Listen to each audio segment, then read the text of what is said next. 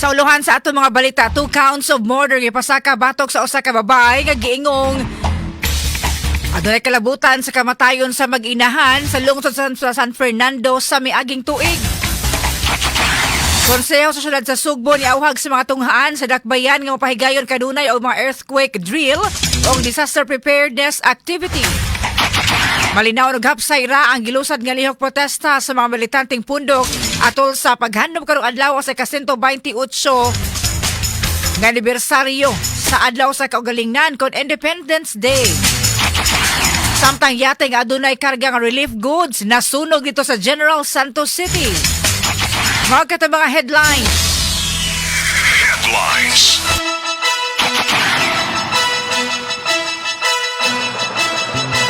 Sugbo Kabisayan ug Mindanao, Pilipinas, worldwide, maayong hapon. Kini si Radio Man, Aida de la Cruz Tampos, matod sa ato mga balita news updates. Adlaw karong Biyernes makasama Hunyo 12, Independence Day, holiday, regular holiday, busa. Karong mga orasa, ato mga kaingsunan, uban nasa tagtagsan na ka mga destinasyon. Ang uban mobiling o nagbiyahe pa, labi na ka tumupuuli o mga probinsya. Lumikan kay long weekend.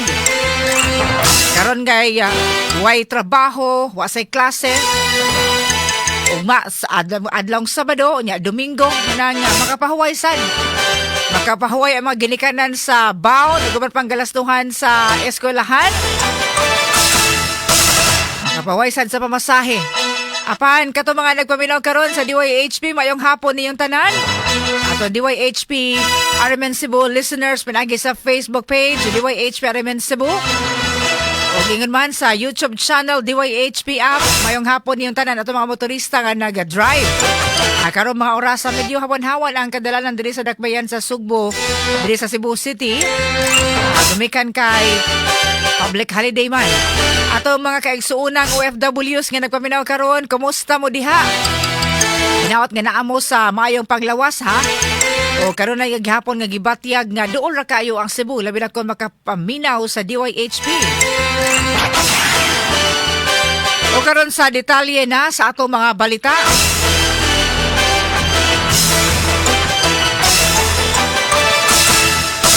Dito sa General Santos City mga kasama, nasunog nga usa ka sakayang pandagat. Gitumbok usa ni kayate nga nagkarga og mga relief goods. Ang nasunog samtang naa kini nagpautaw-utaw sa kadagatan. Paingon unta ni maghatod dito sa Glan, Sarangani Province. Ang kaning Glan, Sarangani Province giingon nga bikan kay na-isolated, gamay nga ang mga tabang pa ang nakaabot sa mga area. Mo na nga dunay mga efforts gikan sa government offices ug sa mga private sectors nga nipaabot sa tabang apan nagsunog ni samtang paingon pa nagnabigar, paingon sa area nga paghahatdan sa mga relief goods ang kaning usa ka yate. Matod pa nga mga sakay, grupo sa mga Seventh-day Adventist volunteers. Base sa information nga nahipos sa RMN Jensen, may nalagali kay luwas ra ang mga pasahero o wasay naangol sa maong panghitabo. Ito nakita din, napakita sa ato ang screen. Yan na po, dali nga naka-respond atol sa insidente nining yate. Dako gyud nga kayo na occupied good ang kayo kaning duha ka andana. Dako pud ni nga yate. Sunog samtang nagbiyahe paingon dito sa Glan, Sarangani Province.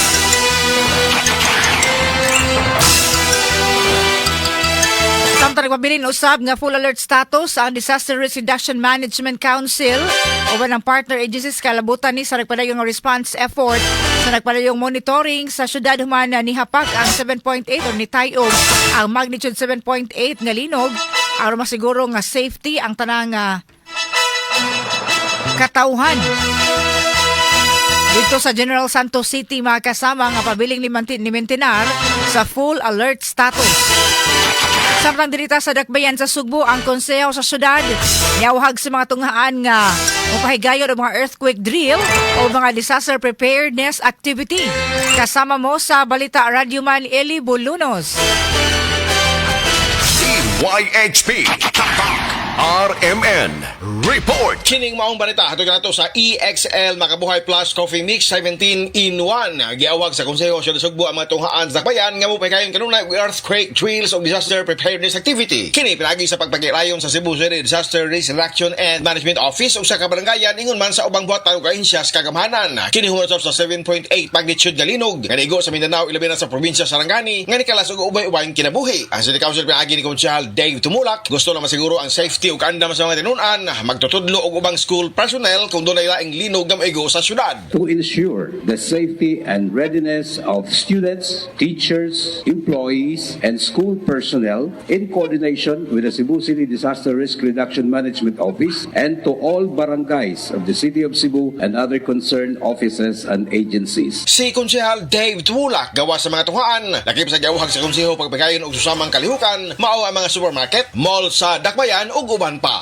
Mga kasama ang EXL Coffee Mix 17 in 1. Kini ang perfect coffee for you. Duna kini spirulina nga dunay powerful antioxidant ug anti-inflammatory properties. Makatabang ipaubos ang cholesterol and triglyceride levels. Dunay anti-cancer properties, maka-reduce sa blood pressure ug makatabang sa mga dunay allergic rhinitis. Gawa sa spirulina, duna sa kini native purple corn, arabica, ginseng, ginger, turmeric, ganoderma, mangosteen, malunggay, canela, bayabas ug rose hip. Dili basta-basta nga kape, di ba? Kana ang EXL Coffee Mix 17 in 1. Vegan o gluten-free maong recommended sa mga healthy coffee lovers. Mapalit sa mga butika sa inyong lugar o ma-order sa Facebook, TikTok, Instagram, Shopee o Lazada. Kasama mo sa Cebu City Hall. Kini ang inyong radyo man, Eli Balanos, DYHP, Tatak, RNN. Radyo mo nationwide. Ato oras sa 5:19 sa kahaponon, DYHP Answer to Win promo bisan pag holiday. Apan why holiday sa papremyo diri sa DYHP mga kasama. Ato DYHP Answer to Win promo siguraduha una nga naka-like ug nakaka-follow ka sa atong DYHP Remen Cebu Facebook page. Ingon man imong gi-share atong live program karong hapuna ug ingon man ang pag-like sa Attorney Rufil Fernandez Banyok Facebook. Atong pangutana karon unsa man to nga matang sa drill ang gisugyot o giauha gipanawagan nga ipahigayon sa mga tunghaan sa dakbayan sa Sugbo. Along nga pagpangandam no sa posibleng nga mga emergencies. O sa hingan atong drill. Tubag mga kasama, pinagi sa pag-type sa inyong mga tubag sa comment section karon sa atong nagpadayon nga live program sa DYHP News Updates. Ang inyong tubag, i-type lang ha.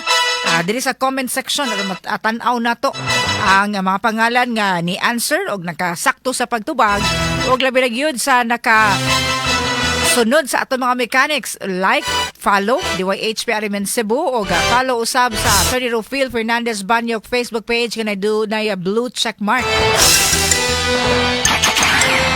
Type ha unsa man to nga drill ang bando nga ipahigayon gyud sa mga eskwelahan sa dakbayan sa Subo. Yung taon-taon na itong basahon ang ato ang winner sa 200 pesos GCash mga kasama. Samtang malinawon og hapsay ang gilusad nga lihok protesta sa mga militante nga pundok atol sa paghandom sa ika-128 nga anibersaryo sa kaugalingnan kon Independence Day. Kasama mo sa balita Radio Man Arnold Bustamante. DYHP Tatak RMN Report. Gihudagway sa kapulisan sa Suri sa Sugbo nga hapsay malinawon ra ang gilusad nga lihok protesta sa mga militanteng pundok atol sa paghandom sa ika-128 nga Independence Day. Mato ni Police Lieutenant Colonel Franco Rudolph Oriol, ang Deputy City Director for Administration sa Cebu City Police Office, nga buntag pa lang nakamonitor na sila sa tibok dakbayan sa Sugbo tungod sa himuon nga march sa protesta sa pundok sa mga progresibong grupo. Sigon sila nga monitoring, maabot sa 70 ka mga sakop sa mga militanteng pundok ang nagrally sa Dan Colon nga nagsugod sa alas 10 sa buntag ug malinaw ning natapos pagka alas 11:15. Gidugang ni Oriol nga ipakatap sila og mga personnel sa Mobile Patrol Unit, Carbon Police Station 5 ug mga personnel sa Traffic Enforcement Unit aron abagan ang mga sakop sa Cebu City Transportation Office nga magman sa dagan sa trapiko sa downtown area.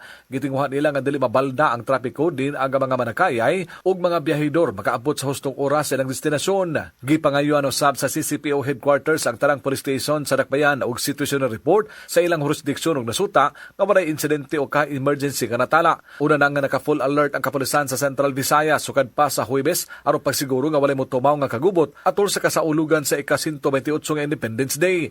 Giangkon hinuon ni Oriol nga lahi ang mga realista sa Dakbayan sa Sugbo nga mosunod ra sa lagda nga gipatuman sa kapulisan itandi sa bang lugar sa nasod nga mga bayolente. Kasama mo sa Cebu City Police Office ang inyong radyoman Armo Samantha HP Tata Karamen. Radyo mo nationwide.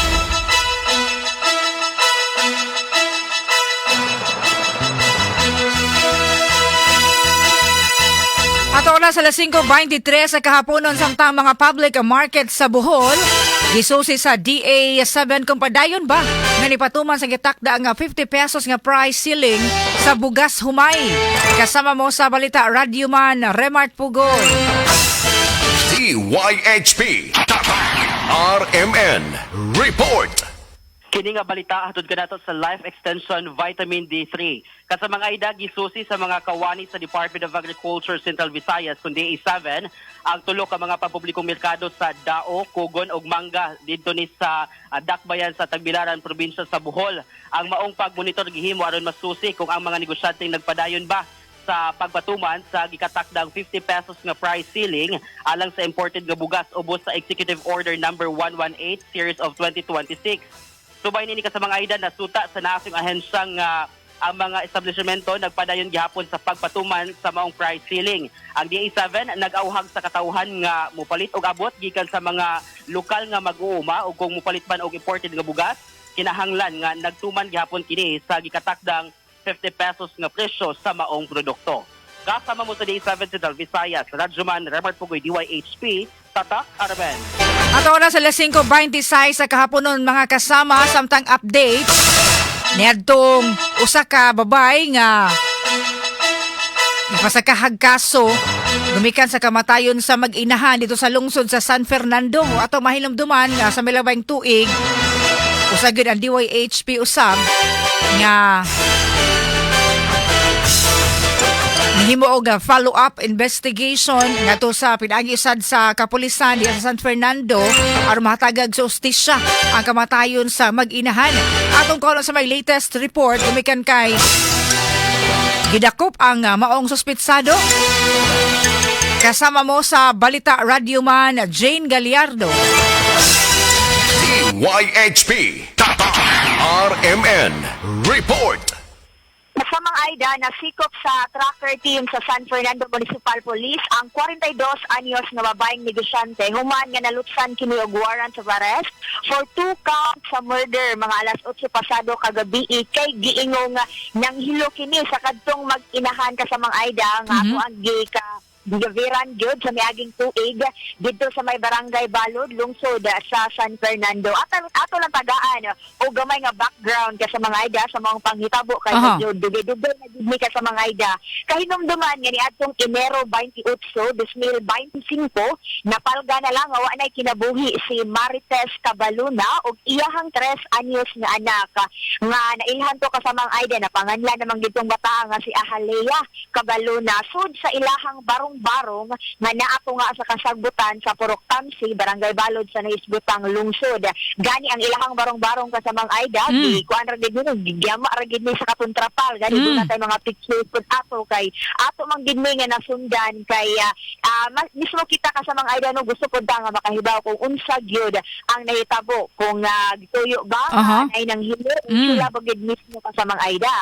Sa inisyal nga investigasyon sa kapulisan nga niadtong panahon nga posibleng miinom og lanit ang mag-inahan tungod sa problema sa pamilya kay buwag naman ni sila ato iyang kapuyo kasamang AIDA mga duha na pud ka tuig ug tungod sa pag-inom atong lanit matud pa nga nakabsan gid kini sa kinabuhi so nadawat ni sa atong mga kapulisan ang taho Enero 29 na kasamang AIDA kay tungang gabi naman to sa alas 12 sa pagkakaroon ka sa mga AIDA kaning nalutsan og warrant ang gitumbok nga suspect aliasan lang nato sila nga si Lynn kinsa mao ang best friend ni Marites kasamang AIDA ang kinila namatay nga inahan misaysay ni sa miaging tuig ato sa pagpakilinabi pod nato didto sa ilaha personal magini nato nga giadto pinaagi po sa programa ni Attorney Rafael Banyok nga straight to the point. Aha. So Nga- kasaman Jay, no, sa di pa kamo padayon atong gi-flash karon sa atong screen, naabta naman di ay ni nato katubi to ang gisunog pa ang katong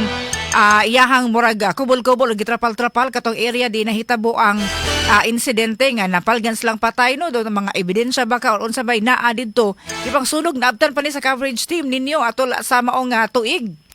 Naabdan pa din na nato kasamang Aida gani ang ato ang nakuha nga impormasyon wa pa gid ni hatag o go signal ang mga kapulisan nato nga pwede na nila nga sunugon matod man gud ni ining liin kasamang Aida nga ang rason nga iyahan ang gisunog tungod kay dili niya kaya nga magtan-aw sa maong barong-barong kay nasuod naman gud to niya gani murag adap na gani to niyang 3 anyos na bata so sakitan siya niya matod pa giingong makadungog sila nga murag magtundinar. Aha. Itong ilahan na nga gisunog ka sa mga Aida. So, murag nahawa na ginatanan din ha. Pero, matod sa suspect ni atong panahuna ka sa mga Aida no nga nakapuyo man gito ang mag-inahan sa ilahang balay sanglit kay gipalayas na man gud ni wala ni klaro ang pamilya niining mag-inahan ka sa mga Aida so murag siya ang misagop niining mag-inahan no to murag nasuod na gid in town pud niya mo nang dunay mga suking tigpaminaw na to ka sa mga Aida nga natunga po ang una-huna ato nga dili niya kaya nga mabuhat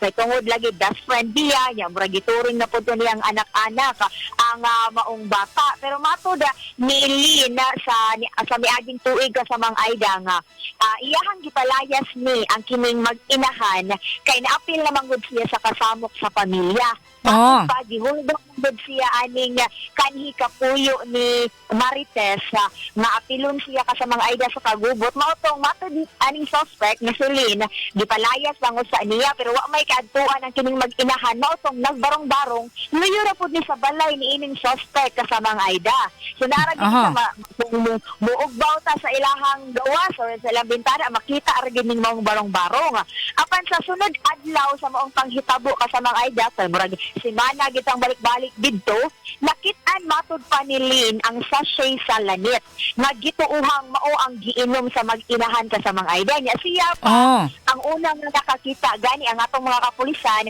bisan og nagsusi gani dito para makakuha og mga ebidensya tanang ebidensya wala man to nakit-an ka sa mga Aida siya man ang una nga nakakita atong maong lanit so milabay ang usa ka tuig og kapin 5 ka buwan sukad sa maong panghitabo ka sa mga Aida napasakaan gyud og kaso og nalutsa ni og warrant si Lynn tungod kay dunay ni barog nga witness nga misaysay sa maong panghitabo ka sa mga Aida so dili lang ni nato panganlan po ang kining maong witness ka sa mga Aida no sigo na sa ato ang nakuha po gikan po ni sa makasaligang tinubdan murag kita pagid ang nakakuha ani ka sa mga Aida personal gyud nga miadto sa San Fernando Police Station ang witness og didto niya gisaysay nga gipugos ni Lynn sa pagpainom ang mag-inahan gamit ang baso ka sa mga Aida kay una man gud ato nga nakuha ka sa mga Aida dunay duha ka tumbler nga giinom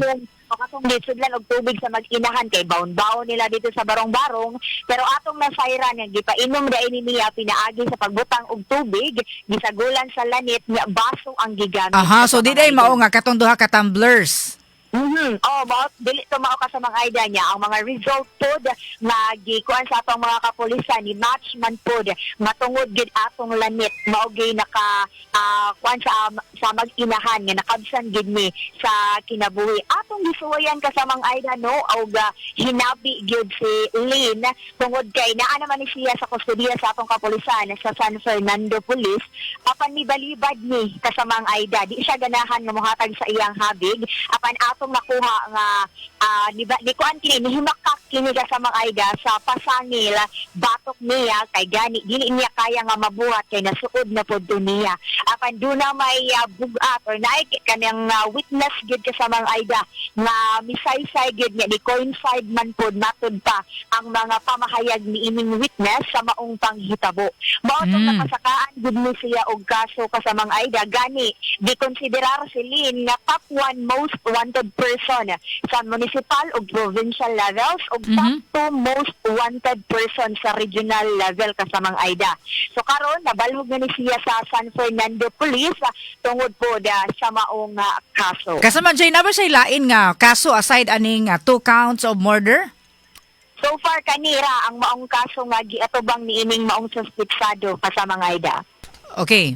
Mao na ang ato ang update ni ining mag-inahan nga gihiluan sa iya harapod nga kaugalingon nga best friend dito sa lungsod sa San Fernando kasamang Aida. Ako ang inyong radyoman, Jane Gallardo, DYHP. Tapak, Oraman. Radyo mo nationwide. RMN exclusive. Ato oras sa 5:34 na sa kahaponon mga kasama, dugang pa mga balita, inuman na mga balita nga nahipos atong CNUcom interns sa atong pagbalik human sa mga pahinumdo.